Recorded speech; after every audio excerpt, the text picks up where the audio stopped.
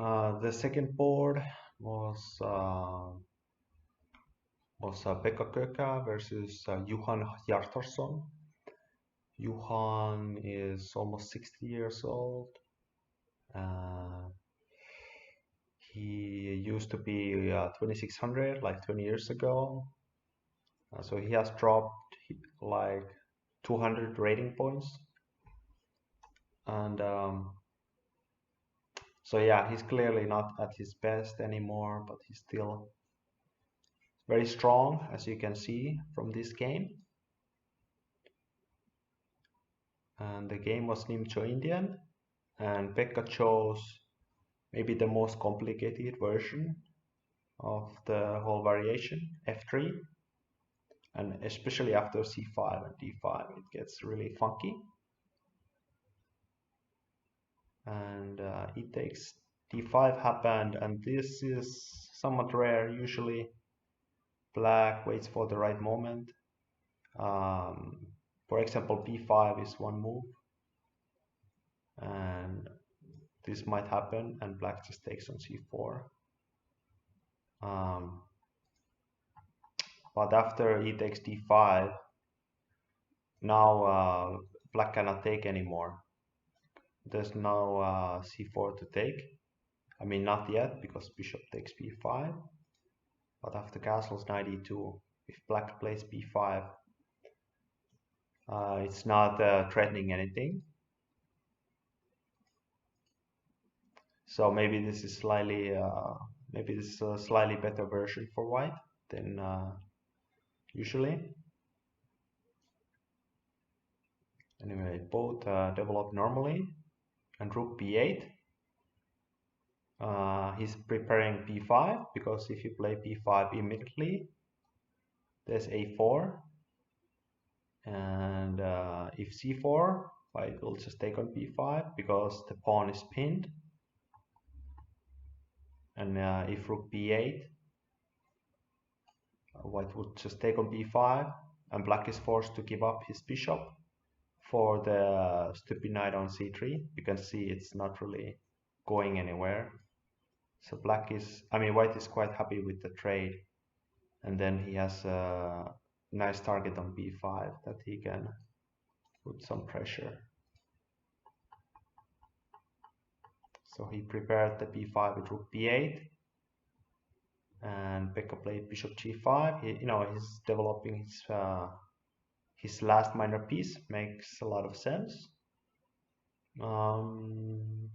Though I should mention, this is not the computer's favorite. Computer likes to make some kind of slow move like king h1 or bishop d3.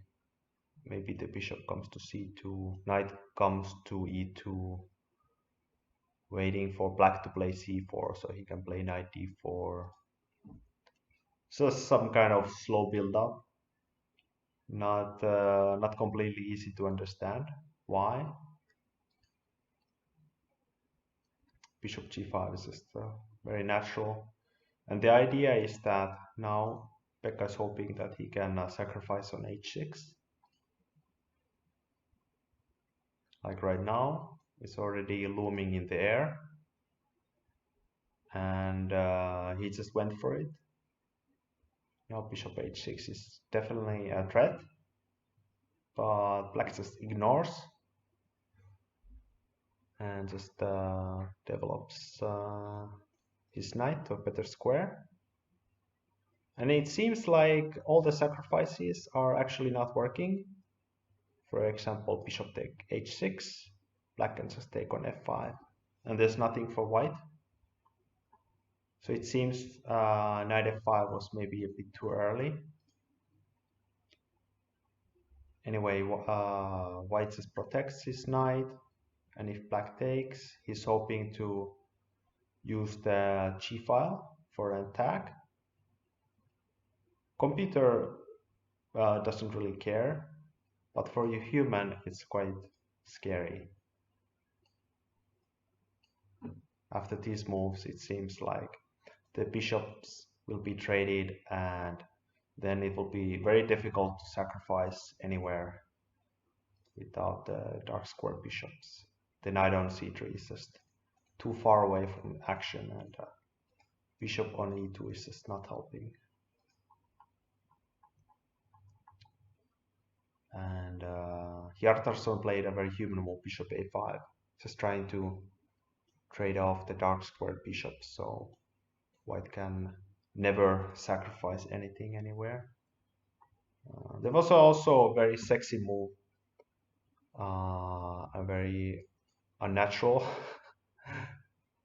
I mean, after g4, black can unleash with h5, and it seems actually that the whole center white has is crumbling.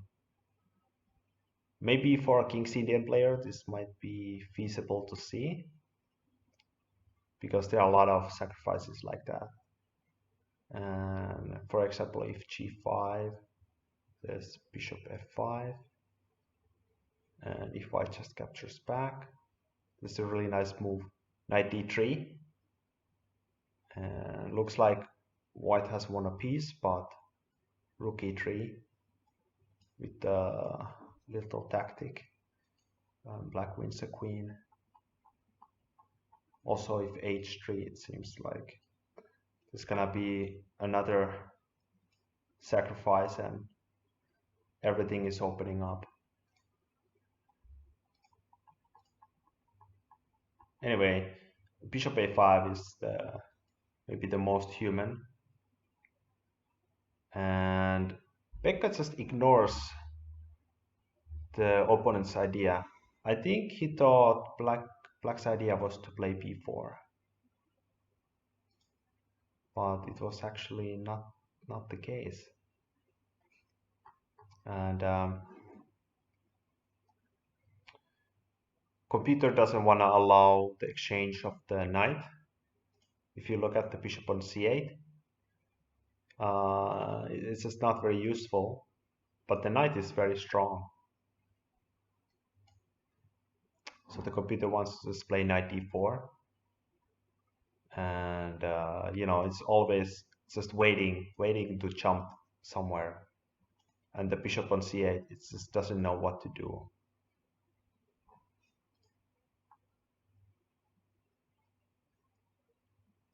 And also I should mention that after, let's say, bishop b6, there's a b4, just like in the game, but the version is much better. So this is what happened, and b4, unfortunately, this positional move doesn't work after bishop takes f5. And now the problem is, after the bishops get traded, white will have too many dark square weaknesses. Knight d3 was played. This is really nice. There was an even better move, was just take and knight h5, and then queen is coming somewhere. Black is doing really well. And anyway, I mean, knight d3 was played, and you know, it's good enough. Just cutting off the protection. White took, there's a check, king g2. Here there was a better way. Also, maybe more natural way. King h1, knight takes on b4, and then just ignore the knight, because if you look at the knight, it doesn't have anywhere to go except to d3. So white can just attack, just double, and you know, put some pressure. But in the game, king g2 happened, and white forced the knight to move back to d3. And he got his pawn back, but still the dark squares are weak. The white king is weak, and black has potential to make a passed pawn on the queen side. And knight d7, rook c4 was also possible. Also, let's maybe more normal, just trying to control like the c file and maybe coming to d4 or something. But knight d7 also makes sense because the knight on f6 is not doing anything, so he's hoping to move it somewhere more active. And also, you know, it makes room for the queen. The queen is coming with great power. Queen e3, stopping at least one of the squares. And now the knight is coming in, and queen d4 happened. Maybe white could have played queen f4 because this is keeping two of the squares away from the black queen. And if the queen goes to f6, it's not really doing much because the knight is protecting the rook. The rook is protecting the pawn. And it remains to be seen how black makes progress. But queen d4 happened, and this gave some maybe a little bit more chances for black.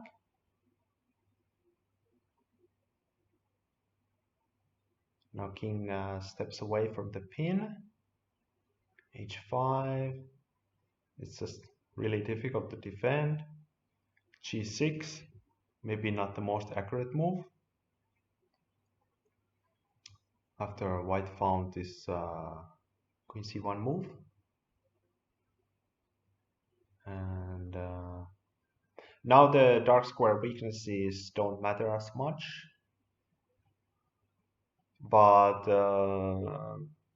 black's point was that he was gonna win he was gonna ruin white's pawn structure with the h4 and g takes f5. I should also mention that after knight a3, it seems white gets enough counterplay with rook c6, just attacking two pawns. And here, this position is defensible, but Pekka only had 1 minute left.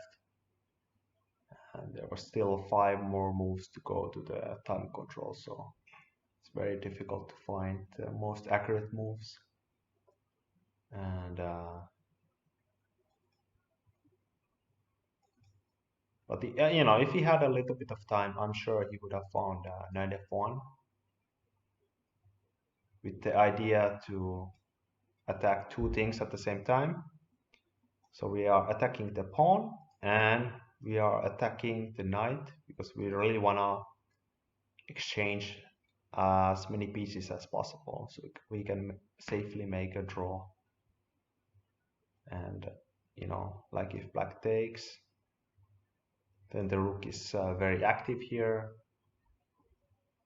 And if black takes on a3, white can just take on f5.